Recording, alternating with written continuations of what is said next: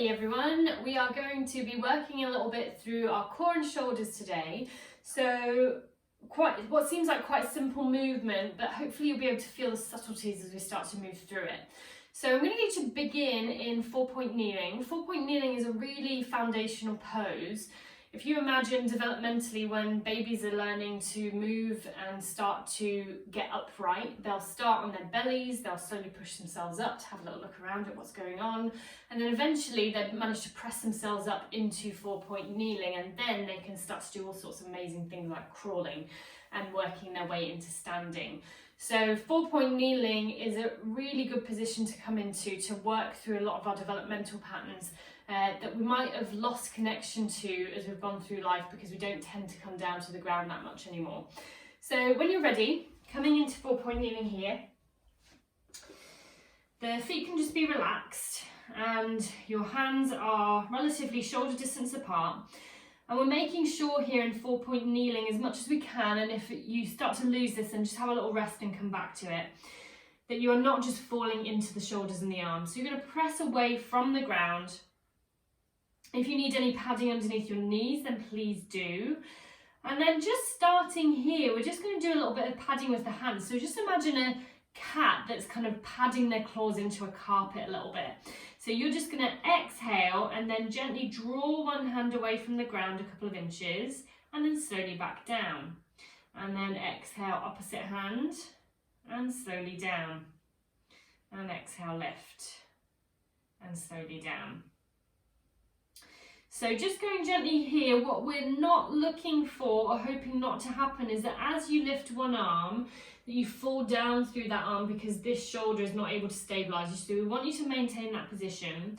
The other thing that can happen as you lift the hand is that you overcompensate with that left arm and you'll push away from the ground and rotate away with your rib cage.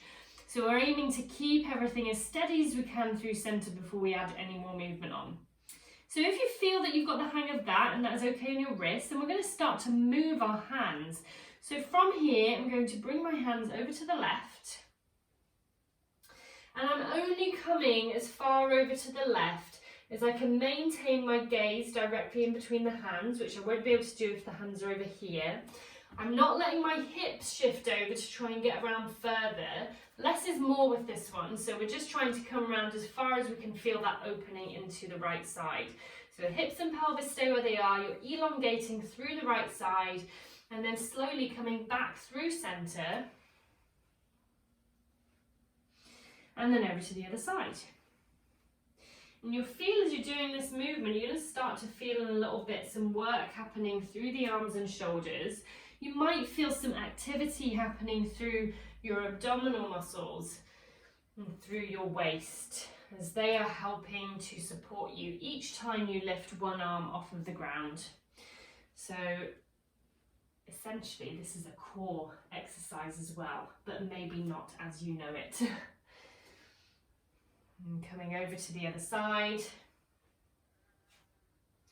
And then one last one over to the right. And then slowly back to centre. Good, you can come into a child's pose just to have a little rest off of the arms, or you can just take the weight off and interlace your hands and just do a few little wiggles there. So really nice one, you should hopefully feel that work through the front of the chest, through the back of the shoulders, and then hopefully a little bit of connection to what the abdominals and the waist and the back muscles are doing to help support you in that position as well. So see how you go, and if there's any questions or queries, then please let me know. Thank you.